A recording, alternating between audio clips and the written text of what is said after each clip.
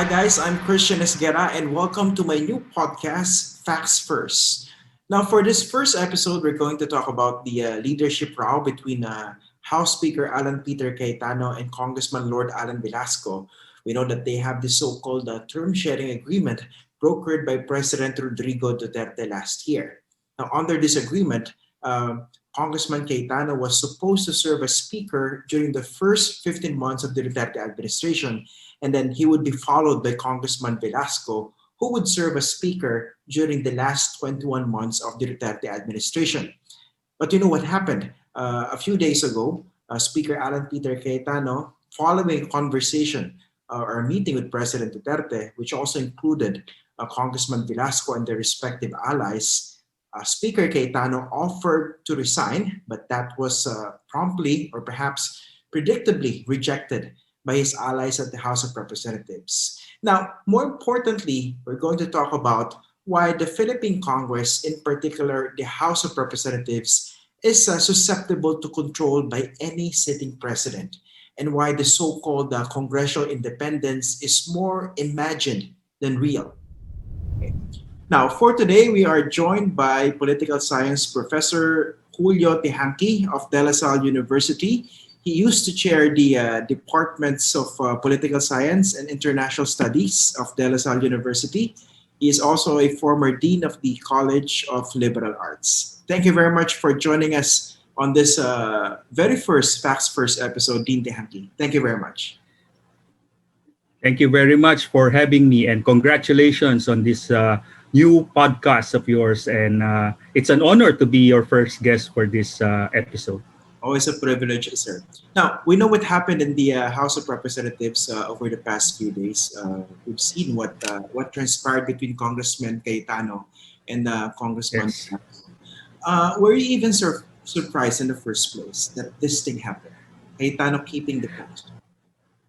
Well, this is nothing new in Philippine politics. No, I've always believed that in the Philippines, all is fair in love and politics. No, it's not only all is fair in love and war, but also in politics in the Philippines. No, and it's obvious that the other Alan was outmaneuvered, outfoxed, and outwitted by a more crafty and Machiavellian politician in the person of Alan Peter Cayetano. So, well, that's par for the course among politicos, no? And but of course, going beyond the personalities, no, this is not the first time that this happened in our political history, and it is best understood within the prism of what we call in political science as historical institutionalism. No? It's how the rules of politics and how the politicians have played the game of politics in this country. And it can be traced to the institutions that have been established in the past. And it can be traced by how previous politicians played the game in the past. So on paper, constitutionally, under a presidential form of government, in theory, there should be a separation of powers among the branches of government, particularly, most especially between the executive and the legislative branch. No? But that's on paper, because in reality, that is not always the case, because there are certain political powers and prerequisites that the president possess, no, both in on paper and in practice, no. And what is this? No, this is actually the control of the different levers and resources in the national government. And while, for example, Congress constitutionally is in charge of legislating our annual Appropriations Act, it is actually the executive who is in charge of disbursing and distributing this. So it is already part of the game, no? That there is a give and take, no? And originally, as it evolved, no, institutionally in most presidential forms of government, particularly in the United States, the premise there is that there are strong political parties, no, that will facilitate this balancing act, this quid pro quo between the House leaders, the Senate, and the executive. But in a situation like ours, in which our politics is characterized by weak institutions, weak political parties, and personalistic orientation, then it's no surprise that we have this kind of political drama erupting from time to time. Before we go into the nitty-gritty of why any sitting president always gets to control Congress, in particular the House of Representatives, I'd like to ask you Right. about this very important principle that supporters of Congressman Velasco keep on raising, the Right. palabra de honor or word of honor. Does it even have a place, Yes. given the realities in Philippine politics? Yes. Of course, on certain levels, no. For example, in the past, we have uh, well, there was some kind of honor among teams, among politicians in the past. No, in the time of the pre in the colonial period, no, in the Commonwealth era, no, this was the era of the gentlemen politicians, no, in which honor was really taken seriously, no, and in fact, in some instances in other countries, no, if once honor is put in doubt or question, it would lead into a duel, no? Either a sword fight or a gun duel. And even during the time of the olden days, no, in Philippine politics, no, if you will look at history, there have been instances of Quezon challenging rival politicians to a fist fight, no? If their honor is questioned, or even of tales of the Laurels in Batangas, no, picking up really physical fights over honor, no, over palabra de honor. And sadly, while this is a conservative and very traditional practice, no, uh, well, it's one of those values that we have missed, no, with our present crop of politician, in which one's word is no longer taken seriously and can be discarded anytime. So even from a perspective of just legal contracts, no, it's like, turning your back on something that you have affixed or agreed on or affixed your signature on. So, but beyond the personal, no, again, this is also a indication of the weakness of our party politics, no, because if we had institutionalized and strong parties, the agreement, the term sharing, will be based on a common platform of government or a common agenda. And this is more common in parliamentary systems. No? Governments rise and fall on the basis of coalition building and on the basis of agreements. No? Whether it's term sharing or coalition agreements, the very practice of negotiating alliances and coalition and term sharing in terms of whether it's the presidency or the prime minister, well, it originated in the parliamentary form of government, which unfortunately we do not have. And plus the fact that we have weak political parties. So it's really more of a personalistic transactional, no? Like for example, it's pare birthday ko naman pagbigyan mo na ako, no? So it's it's so absurd, no? I mean, the fate of the country, no, and our post-pandemic future depends on the celebration of the birthday of the speaker, whoever that speaker may be. So, really, have we reached that low in our politics? So some of our parents, grandparents would yearn from the old days, no, in which politicians, even if they are politicians, would keep their palabra de oro. In this case, But you didn't see anything wrong with the term sharing agreement per se, or okay, it was disastrous uh, to begin with, and was it wrong or a miscalculation on the part of Congressman Velasco to actually enter into that and allow Cayetana to right, take the first crack? right. Well, first, personal observation, no, hindi man malalim na political science analysis, no. He was a shoe-in, no. Everybody thought he would be the speaker, no, because he was the I think the highest elected leader of PDP Laban in the House, no? And he was the after former Speaker Alvarez and after former Senate President Coco Pimentel, he was the next in line to be the leader of the PDP Laban, which is the de facto administration party under the Duterte administration. So it's quite logical and quite obvious that he would be the next speaker. And he was already a shoo-in. And of course, you have to credit the tenacious ability of, Speaker Cayetano to be able to, to grasp and to draw victory out of defeat. No, so Lord Alan Velasco was already a shoo-in. He was able to convince on the premise that it would save the coalition, it would continue the working alliance among different parties, and he managed to convince the president to broker this deal.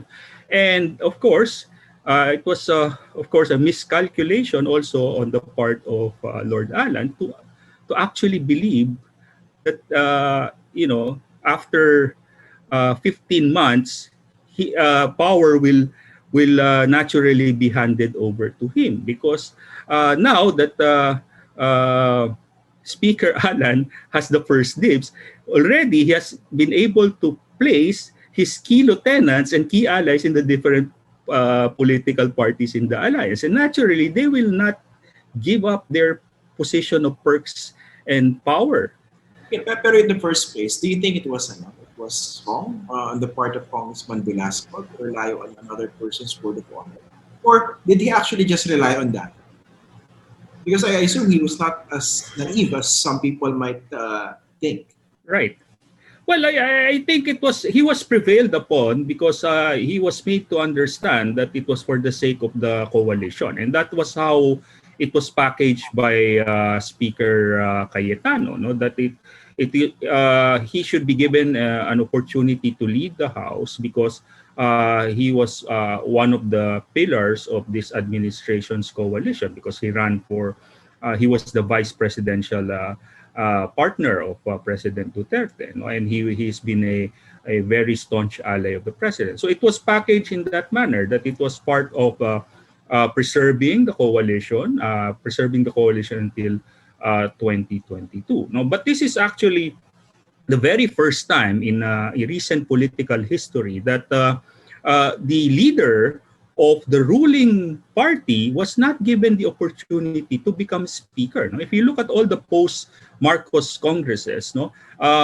the speaker usually comes from the ruling party. And even if the ruling party was not the original ruling party elected to the House, because of this institutionalized practice of party switching, which is again triggered by the executive. No, usually whoever wins the presidency, no matter whether his party is the majority or not, would become the instant majority because of what the Japanese political scientist Yuko Kasuya calls presidential bandwagon in the Philippines. No, meaning to say, after every election, all politicians who were elected would jump to the winning party. No, so and that has always been the case. So if you look at the time of Cory Aquino, no, when LDP, Laban ng Demokratikong Pilipino, became the largest party,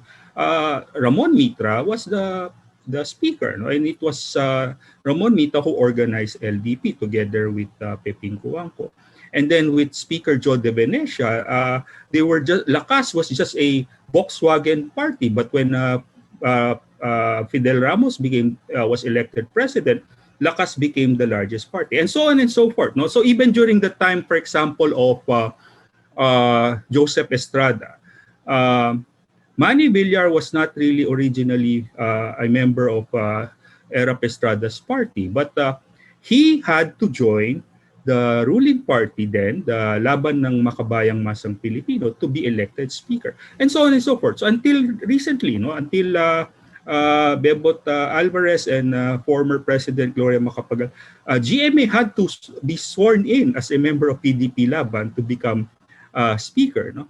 And but this is the first time, which is strange, no, that a partner and supposed to be just a junior partner of PDP Laban, because PDP Laban is larger than the Nacionalista Party, that the leader, one of the leaders of the Nacionalista Party, was elected uh, speaker. So even that arrangement is quite different, no, under this administration. So it was really in deference, perhaps, to the titular head of uh, the ruling coalition, which is President Duterte himself, no, and uh, and up to now, perhaps, so Lord Alan was hoping that uh, uh, the other Alan would even defer to the wishes of President Duterte. So to be sure, this is a first, right? But does it even matter? Because we know that our political party system is very weak. So Yes. a lot of So politicians actually care under which party they belong, as long as they are precisely, graces of the citizen. precisely. So what I'm saying is, in the past, there was, they would go through the shadow play, no, the drama of at least having a semblance of a party, no. But we have reached that point that even that drama, no, that shadow play of, going through the motion of affiliating with the ruling party, is no longer practiced, no, or no longer followed, no. So which is also again a new law for party politics in the Philippines. No, this does not uh, uh, promote, no, the institutionalization of party politics, but these practices further weakens. No, if you base the continuation of your legislative agenda not on an actual platform of government, or based on a solid platform of government agreed upon by different members of the ruling coalition, but it is based on who is celebrating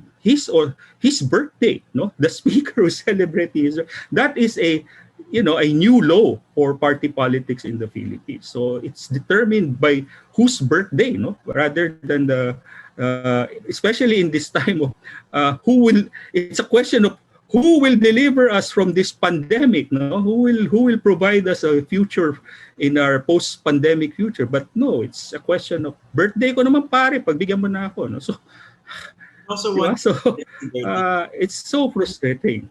yeah, I don't know whether you noticed this also. During this back and forth between Congressman Velasco and Congressman Cayetano, they kept talking about the term sharing agreement, but I didn't notice any discussion on a platform or, let's say, a legislative agenda between the two. Precisely. Well, there's that, mention of we need to pass the budget because of the pandemic. But of course, we all know that part of the incentive is 2022, no, because this is going to be part of an election budget, no, and this will determine their chances in the next electoral cycle in 2022. So the stakes are high, really, but not because of the pandemic, and they don't even make an effort to at least posture that this is going to be for the good of the Filipino people. No, so uh, But the very idea of President Duterte brokering a term sharing deal and openly clinching the spot for Alan Peter Cayetano last year, don't yes. you find anything grossly inappropriate in this? Not really, because in my previous research, no, and my previous study, co-authored with Yuko Kazuya of Keio University, we made the argument that this president is unique because he is a populist president, and unlike previous post-EDSA presidents, no, who have relied on traditional party politics through the distribution of patronage, no, and to attract party switchers, no. So So from the time of LDP to Lakas to LAMP, no, the general pattern was whoever wins the presidency, his or her party will become the ruling party by attracting party switchers by offering or no or other patronage. No, this is the kind of clientelistic ties that have been institutionalized. But this president is unique. In the previous Congress, uh, he was hands off in the build up of the PDP laban. He left it to his lieutenants, no, particularly then Speaker Alvarez and then Senate President Coco Pimentel. But he did not have a direct hand in building up PDP laban. So it is no surprise that if you have that kind of a mindset, and the president is supposed to be not only the chief executive, he has his political role, no, to play. He's the titular head of his party and the titular head of his ruling coalition. In that case, you didn't find anything wrong with the president directly interfering in the to settle the leadership dispute. No, no, no. Our argument is that unlike this is the first time and the only time that the president intervened. No, he never intervened from the very beginning. He did not play a big part in strengthening his own political party, which was PDP Laban. Because if you look at all the post-EDSA, post-Marcos presidents, Fidel Ramos had a hand in supporting Speaker de Venecia, Pepin Cuangco, who is the surrogate then of Cory Aquino, had a hand in helping Ramon Mitra, and so on and so forth, right? So, in this case, bahala kayo, di ba? So, this president, because he is in fact a populist president, his idea was that his election was directly from the people. He did not rely on the politicians. He did not rely on... And there was... Ilan lang naman na sumuporta sa presidente nung panahon na yon. So sa kanyang pag-iisip, lahat na sumuporta sa akin, kailangan kong tulungan. No? And in fact, that was the key to the success of Alan Peter. No? Because President Duterte was not a serious party man, but he was thinking of his allies rather than parties. No? So it became a personalistic and even populist, no, transaction. No, na I am the leader. This is my decision. You follow. Now, the implication here is if Alan Peter doesn't follow the wishes of the president, then what will happen to the ruling coalition? And of course, PDP Laban, and I heard some of the other parties who are silently, quietly allied with PDP Laban and Lord Alan is not satisfied with the recent turn of events. No, offer to resign and offer to resign rejected, which is also not really. It's really part of a political drama. No, so it's just part of the maneuvering. Because if you wanted to quit, to really quit, you just have to quit, and then perhaps Yeah. Yes. one congressman Yes. declared And and this is in deference to the president. I mean, whether you are for this president or not, no, there are certain, of course, part of the rules of the game. No, well, of course, just like in basketball, no, there are rules and there are rules, right? So, di ba? Kung no harm, no foul, di ba? So, talagang blood sport na itong politika natin ngayon. So, talagang patay. Kasi nga, the stakes are high, no? Aside from the election, it's going to be an election budget. These are rising political stars, no? I mean, we all know that Alan Peter is gunning for the presidency or at least the vice presidency again in 2022, and Lord Alan is a rising star within his party. So, talagang ganyan. No? If this is the kind of rising stars we have, nako. Let's talk about the so-called congressional independence. A few Yes. weeks ago, I spoke with one congressman on the program, Mm. Congressman P.D. Barzaga of Cavite. He was very candid Yes. in admitting Yes. that the so-called complete independence of the House of Representatives can be considered as an impossible dream. Because according to Yeah. him, if you are a district congressman, it's all about projects that you can deliver to Yes. your constituents. Yes. Now, in this case, Precisely. is there anything wrong with the system, or should we just accept it? Or how, if there's really a very big problem as far as the system is concerned, how do we fix it? Haha. So yeah, well, it can this is part of patronage politics, no, or what we call clientelistic politics, no. Patronage refers to the resources, the projects, and all the public goods that are distributed by politicians, and clientelism is the relationship between the giver and the taker, no. And usually you can find this in economically underdeveloped localities or communities, no. So our and then of course it's prevalent in underdeveloped countries, no, society. But you can also find this in developed industrialized countries, no. There's patronage politics in Japan, no.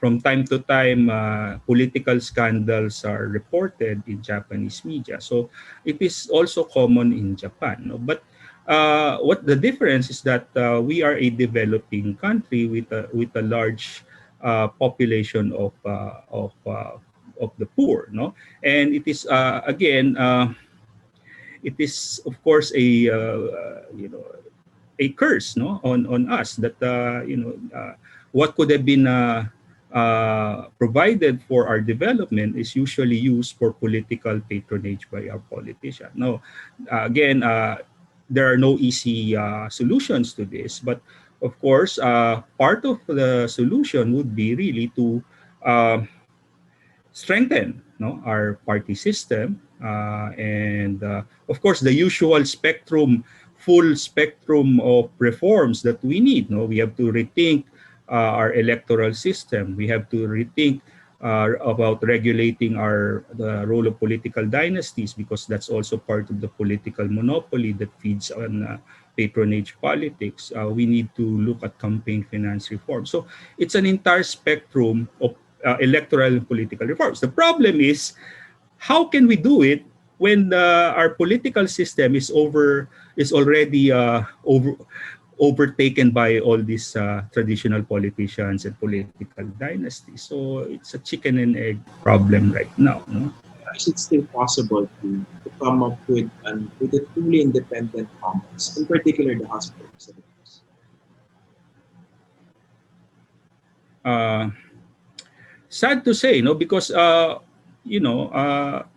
if you just look at the composition of our Congress, no, we are 70% comes from political dynasties, political families. So this is already we have already institutionalized, no, dynastic politics in the House, no, and even in the party list seats they have already taken over. So, and they have formed a formidable bloc uh, within all parties, no.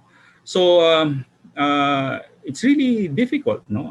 It will really take a new social contract, no, a new social compact in which those who are again, it's the grand bargain. We're going back to the grand bargain, no? Those who are benefiting from the current system must sacrifice and at least think of the future, no? But of course that's wishful thinking, no? It's difficult, no? So it's either a portion of those within the current set of elites and a portion of new and emerging elites, no, meaning to say the young, the professionals, and other non-elite players to come together and force this change to happen, no.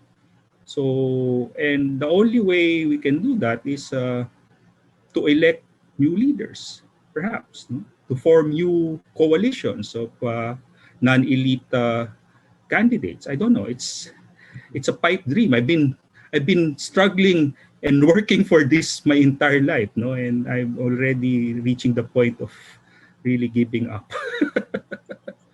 Very important for our listeners to realize that you have been espousing this political and electoral reforms for so long. And in fact, when you were part of the consultative committee, Yes. which drafted a proposed federal constitution, Yes. for the Philippines. You were in charge Yes. of leading the Yeah. discussions on political and electoral reforms. Now, Precisely. regarding that, uh, Yes. given the tight window that is left under the Duterte administration, do you think it's over for any kind of political and electoral reform to take place under this administration? Well, yeah. I've been researching, studying, and even participating in all these reform efforts. No, and to be fair, I've given all the post Marcos, post EDSA presidents and administrations a chance. No, to and usually at the beginning of their term, there's that window of opportunity in which they're open to these reforms. No, so from the time of Fidel Ramos all the way to Noynoy Aquino, no? There were even Gloria Macapagal Arroyo pushed for some reforms. But every time, by the end of their term, suddenly their priorities would shift, no, because it's about preserving their legacy and ensuring that whoever they support would win. No? And so they have to play the same game over and over again. So it's just we're just going through this cycle of political development and decay. So it's like a boom bust in our politics. So there's always that hope at the beginning of an administration, then suddenly then we're back to square one. So yeah, so I don't know. No? So I don't know how Maybe well, it depends really on the next electoral cycle. better to wait after Yes, 2020. please. Uh, Finally, Dean, you mentioned something very interesting, Yes. not disturbing earlier. The fact that President Yes. did not actively participate in party building. But he also, Yes. as was not unexpected, he played a direct role in the choice of a speaker last year. What do you think could be the long-term impact of this? A very Right. personalistic approach, even under President Duterte, given the fact that early on he was supposedly espousing political and electoral reform as well. Uh, no, well, in fact, that made President Duterte different from, let's say, President Fidel Ramos, who actively intervened in all the political intramurals in Congress, both the Senate and the House. No, there were a series of turnovers of Senate president, if you will recall, in the 90s, and Malacanang played a very big role in that. No, so in fact, that makes this president really different because first he did not participate in party building. He did not actively participate in party building.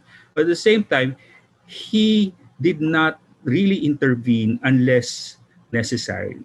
So it was only during that point that these two instances that he intervened, unlike previous presidents who would regularly intervene to make sure that their allies and their coalition would. So again, it's the kind of populist leadership. But then again, Estrada was populist, but he also played a role in strengthening his coalition. No? Um, so that's the reason why the coalition is unstable because the president did not really intervene or did not play his role as a titular head of the coalition, as a political leader of the coalition. By the way, So there are also perhaps this is part of. by the way, Dean, there are also I know of some congressmen who are also questioning the party DNA of Congressman Velasco. That he may be part of the PDP Laban Mhm. party, but his DNA may not necessarily be that of PDP Laban. Right? And also, how do you think this Yes. interest between Cayetano and Velasco would affect the chamber in the long term, or at least during the remainder of the Duterte administration? Well, of course, we cannot comment on the political DNA of Lord Allen because practically all these politicians have questionable political DNAs to begin with, no, because they're all party switchers, no.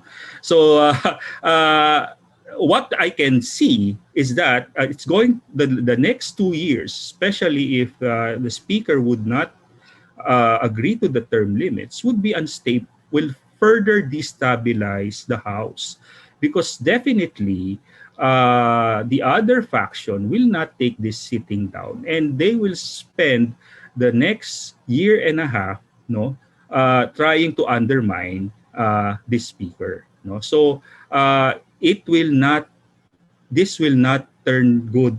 This will not end well for this speakership if he does not at least try to